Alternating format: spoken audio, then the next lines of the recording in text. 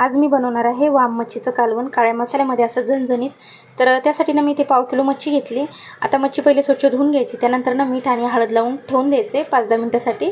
तर आता इथे हळद मीठ लावून झाले, आता झाकून ठेवून देते आणि तोपर्यंत मसाला बनवून घेते। तर मी मसाला ना कांदा आणि खोबरं जाळीवरती भाजून घेणार आहे। आता 2 छोट्या साईजचे कांदे घेतलेत। आता हे कांदे ना अशेमधून कापून घ्यायचे, म्हणजे कांदे कसे लवकर भाजले जातील।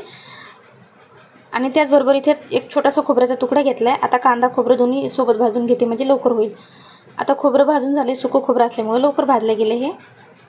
आता कांदेही भाजतच आलेले आहेत। तर कांदे मस्त दोन्ही भाजून झालेत। आता थंड झालं ना की कांदा खोबरं मिक्सरला किंवा पाट्यावरती वाटून घ्यायचे। तर मी काय केलं, इथे कांदा खोबरं अगोदर आबडधोबड पाणी न घालता मिक्सरला वाटून घेतले। त्यानंतर ना आता यामध्ये अद्रक लसूण आणि कोथिंबीर टाकायची आणि थोडंसं पाणी टाकून ना हे सर्व छान बारीक वाटून घ्यायचे। आता वाटण मस्त छान बारीक वाटून झाले। आता गॅसवरती कढई ठेवायची, कढई गरम झालेलीच आहे। आता 2 चमचे तेल टाकले मी कढईमध्ये।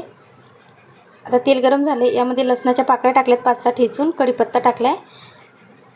त्याचबरोबर ना आता इथे वाटलेलं वाटण टाकायचं आहे आणि वाटण जे आहे ना असं छान परतून घ्यायचे तेल सुटेपर्यंत। आता हे वाटण आपण जेवढं परतू ना तेवढं म्हणजे भाजीला तरी येते आणि कालवण चवीला छान होते। आता इथे मी धनिया पावडर टाकली 1.5 चम्मच, लाल मिरची पावडर टाकायची आपल्या तिखटाच्या हिशोबाने टाकायचं, जेवढं तिखट पाहिजे तेवढ्या अंदाजे। हळद टाकली आणि कांदा लसूण मसाला टाकला 1-1.5 चम्मच।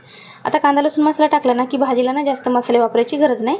तर त्यामुळे मला जर असे काही काळ्या मसाल्यातल्या भाज्या वगैरे काही बनवायचं असलं तर मी कांदा लसूण मसाल्याचाच वापर करते।